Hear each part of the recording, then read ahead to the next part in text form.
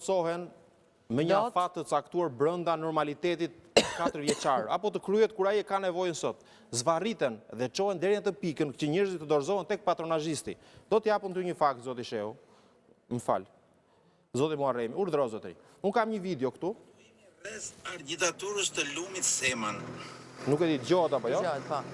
Data 9 maj e shtruar asfalt rreth agitaturës në një kohë kur Enver Hoxha e ka ruajtur me roje këtë lumin dhe agitaturën. Urdhëro zotëri, këtu ka asfalt. Asfalt rreth agitaturës, nuk e di se sa normale, sa brenda rregullave është kjo lloj rruge. Kush është ky që flet? Pra, ky është një qytetar, një miku im i cili jeton në Roskovec. Po. I cili ma ka nisë mua si gazetar një video e cila në datën 9 maj, 2 ditë para zgjedhjeve, është shtruar rruga atij komuniteti. Shumë mirë që e kanë shtruar. Po pse pikërisht në datën 9? Pra, kjo është manipulimi. Ata i kanë shkuar i kanë thënë këtyre banorëve, zotrinj, e keni ju të nevojshme këtë rrugën, sepse janë takuar të gjithë, shkojnë dalin fushat dhe i thonë, çfarë doni ju? Ne duam që kjo rruga që ne të shkojmë te parcelat e ara të shtrohet. Pikërisht këtë gjë bën patronazhisti zotrinj. Si? Nuk ke një gjykim të saktë provave, sepse e kam këtu në video, kam dhe asfaltin këtu që kanë hedhur asfalt. E kanë shtruar rrugën e lagjes time, e kanë shtuar një javë para zgjedhjeve. Ka një urdhër nga investimet publike, qoftë lokale, po qoftë Si qendrore. të bëhen datë 9 investimet publike. Nga janari nuk bëhet asnjë lloj prokurimi. Po tallësh ti, i ka bërë prokurim. Edhe këto janë shmangur, se kemi çuar neve. Një vendim i marrë më herët dhe ka hyrë në fuqi në datë 9 fëmijë. Si mund të shtrohet rruga asfalti në datën 9 Ai mund të ketë marrë një vendim për investim në atë rrugë, mund ta ketë marrë në tetor, është bërë procedura prokurimi, të shpall fituesi dhe më pas fituesi ka gjykuar që koha tjetër ndalën në shpeshta. Po i bën njerëzit. Edhe falja i gjobave për Po i bën njerëzit budallëj, kaq shumë. Po puno tani 3 muaj fushat zgjedhore, po janë budallëj. Nuk do njerëzit nuk do marrin shërbime. Nuk do bën budalla, do bën nevojtar, zotëri. Tegjim shërbime shëndetësore, thotë zotëria. Tegjim shërbimin infrastrukturore, tegjim drejtimin, tegjim pagesën e taksave se nuk punon shteti. Nuk i bën në kohë, shkoni i bën në datën 9. I bën në datën 10. Po një rrugë pasi më bën datën 9 neve dhe ka sjellur ndikim shumë të madh në elektorat. Ore, ti do të merre mund tani qark për qark apo do të merre me emrat përveç? Po zotëri, ti do atë rrugën, unë të nxjerr raportin e 2021 dhe 2023-shit, edhe 2025-s të nxjerr raportin se po ai aq numër vota sa është marrë 2021, 2013, 2017, 2025, është marrë edhe me rrugë dhe pa rrugë. Këtë gjë që ka bërë sot, që ka bërë zonja Balluku në qarkun e Fierit, është bërë në çdo qark. E ka bërë të gjithë bandat, e kanë bërë gjithë grupet kriminale. Po kjo është e faktuar, sepse të thuar që këto zgjedhje u diktuan nga bandat kriminale, mendoj që është një deklarim shumë i fortë, i cili duhet të pasohet me disa fakte konkrete që ta vërtetojnë Partia Demokratike ka mëkatet e veta, por abuzimi, vjedhja e zgjedhjeve është një anë që ka ndodhur. Çfarë vjedhje më fort?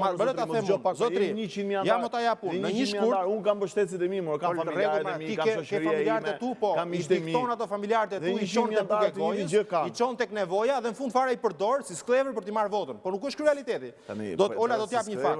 Në një shkurt, vjen dosja. Por ne rridhemi çdo vit. Ne rridemi çdo vit. Partia Demokratike le të rritet sa po e vërteta është absolute. Madje se nuk janë përfaqësues i PD-s.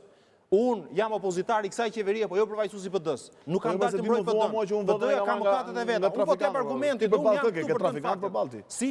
Përballë kë ke trafikant përballë. Zotri, nuk je ti që ke bërë vota më. Ti ke bërë punën tënde, ai sa ke pas. 100.000 anëtarë më zotri. 100.000 anëtarë më të nderuar. Çfarë nuk ke bërë ti? Në institucionin që drejton ti do mund ta kesh përdorur në funksion të zgjedhjeve. Dhe jam i bindur që e ke bërë. Në funksionin tim. Në funksion të zgjedhjeve. Ne më lutem bëj një deklarim, më lutem me pres pakun me spakun në krimet e rënda i pres me. Më lë të jap një argument. Me dy të hapura. Telefoni im është ky, nuk është ndruar në një. Në një shkurt ola vjen dosja e troplinëve, vjen nga Italia. Deri në 9 mars përgatitet. Pra, dosja që vjen për... Po janë veprime hetimore, procedura hetimore, pra ta mbaroj. Kjo historia e Durrësit. E Durrësit. Historia e Durrësit. Në 30 prill, rastësisht, si ndodh që Irena Gjoka, gjyqtarja e GKO-s në SPAK, e cila e ka me vendim, me vula apostile që është e dënuar në Greqi, dhe du t'ishte marrë pa ndehur për dënimin, për krimin, për dënimin që ka bërë atje, sot rezulton gjyqtare, e jep në 30 prill, nxjerr vendimin e gjykatës, për ekzekutimin e masave ndaj grupit Troplini dhe gjitha se organizate cila u ekzekutua pas zgjedhjeve. Nuk është rastësore, po pra, në një shkurt erdhi dosja, në 9 mars u përgatit, Në 30 doli, në 30 prill doli vendimi i gjykatës që duhet ekzekutohet. Pse nuk u ekzekutua në 1 maj? Pse nuk u ekzekutua në 2 maj? Çfarë sektori ke? Je jurist? Unë nuk jam jurist, jam gazetar. Edhe them unë se marrësh pak nga juristi. Në momentin që ty do vjen një vendim. Një pyetje, me që më preku Durrësi një moment. Pra, dyshimi juaj është që ky grup ka funksionuar në zgjedhje, po? Atëherë Durrësi pse u fitua nga demokratët Almer? Tani ka një gjë. Durrësi nuk është fituar. Kruja. Ta them unë, do krujën ti, do të vërtetën. Artur Bushi. Kruja u fitua nga demokratët. Pse banda kriminale ishte selektive? Do ma lësh të mbaroj. Artur Bushi, kryetari i Bashkisë Krujës, pas një përplasje me Vangjush Dakon, ka mbështetur një djalosh të Partisë Demokratike në atë dhe kanë qenë fitues. Po ma le pra mu ta them unë, ma le ta kemi informacion e gabuar. Artur Bushi ka punuar për kandidatën e PD-s. Si ka punuar për atë atje. Edhe si Artur Bushi ka punuar edhe të tjerë. Përplasja brenda PS-s solli atë. Ndërkohë, nuk është rastësi që Arkend Balla ka 20.000 vota, zotri. Nuk është Arkend Balla në Durrës, nuk është rastësi. Pra ti nuk marrë me emrin individit, tani të lutem. Po mere mund pra, kandidati i Partisë Socialiste, cila është ana juridike më? Si drejtues institucionin kam mësuar edhe nga ana juridike. Sotri, kur të vjen një vendim, i formës së prerë, nga një gjykatë. Në 30 prill pra është vendimi i formës së prerë që duhet ekzekutuar urdhra arresti. Gjykata italiane në këtë rast, kur vjen këtu, ka një procedurë 45 ditore, ka një procedurë 45 ditore për analizim dhe nëse është saktë apo jo. Ore Fred, ka një procedurë 45 ditore për ekzekutim ose në një shkurt, në 9 mars është përgatitur, vendimi ka dalë në 30. Po ka dalë në gjykatën e Erion Bani e mori për Erion Veliaj, e mori vendimin një ditë para të nesër u ekzekutua nga BKH-ja.